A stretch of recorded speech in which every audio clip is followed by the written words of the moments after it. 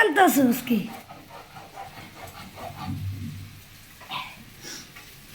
আজকে রান্না হইতেছে লইটা মাছ ভুনা করব। এটা হচ্ছে আমার আর ইয়ামিনের জন্য। ইয়ামিন আবার এটা পছন্দ করে, ইরফান আবার পছন্দ করে না। আর হচ্ছে গিয়া আসলে রান্নাঘরের জায়গা কম হইলে যা হয়, আমার ঢাকার রান্নাঘরের জায়গাটা আপনারা দেখছেন তেমন ভালো না, আবার এই জায়গায় সেই একই অবস্থা। আর এখানে হচ্ছে ইরফানের জন্য কই মাছ নিচ্ছি, এটা হচ্ছে আলু দিয়ে ভুনা করব। তো সেটা রান্না হলে তো দেখতেই পারবেন। আর এখানে একটু জিরা বাইটা দিতেছি মাছ ভুনা করার জন্য।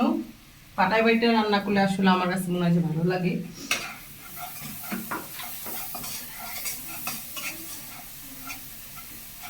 ওইটা মাছটা কিন্তু আমি কষাই রান্না করবো।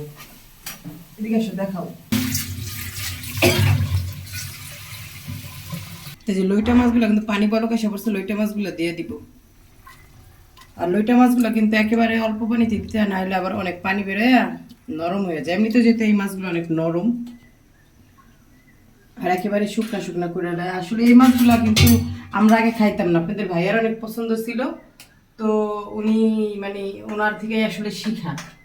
তো এখন কিন্তু খাই, ভালোই লাগে। তো সবসময় খাই না, মাঝে মাঝে হুটহাট করে একদিন খাইলে ভালো লাগে, রেগুলার আবার ভালো লাগে না। আপনাদের কার কার পছন্দ অবশ্যই কমেন্ট করে জানাবেন। গরমের ভিতরে এত ভিডিও করা যায় না, রান্না বাড়া শেষ করি তারপর আবার খাওয়ার সময় আসতেছি। এই তো আমাদের দুপুরের রান্নাবাড়া কমপ্লিট। আসলে গরমের কারণে পাকঘরে থাকা যায় না, আর ভিডিও করতে গেলে জানেন যে সবাই অনেক সময় লাগে। তো এই কারণে আসলে আপনাদের ভিডিও করাটা আমি দেখাই নাই। তো রান্নাবাড়া এখন কমপ্লিট হয়ে গেছে, এখন আমরা খাওয়া দাওয়া করবো। তো রান্নাগুলো দেখাই আমি। এই হচ্ছে গিয়ে লইটা মাছ ভুনা, একটু ধনিয়া পাতা দিতে পারলে অনেক ভালো হইতো। আর হচ্ছে গিয়া তো যেহেতু ধনিয়া পাতা ছিল না তাই দিতে পারি নাই। আর এই হয়েছে গিয়া মিষ্টি কুমড়া শাক ভাজি, এটা আমি রান্না করি না, এই কারণে বলি নাই যে আজকে কী রান্না করবো। আগের রান্না করা ছিল ফ্রিজে, সেটা গরম করছি। আর এই হয়েছে গিয়া পুঁই শাক আছে একটু গতকালকের, এটা আমার ইয়ামিন খাবে, ইরফান খাবে সরি। আর এই হয়েছে গিয়া কই মাছ দিয়া আলু দিয়া ভুনা করছি, কেমন হয়েছে অবশ্যই কমেন্ট করে জানাবেন। তো এখন হয়েছে গিয়া আর এই কি জানেন, কাগজি লেবু। দেশে থাকবো আর কাগজি লেবু খাবো না, তা কি করে হয় বলেন?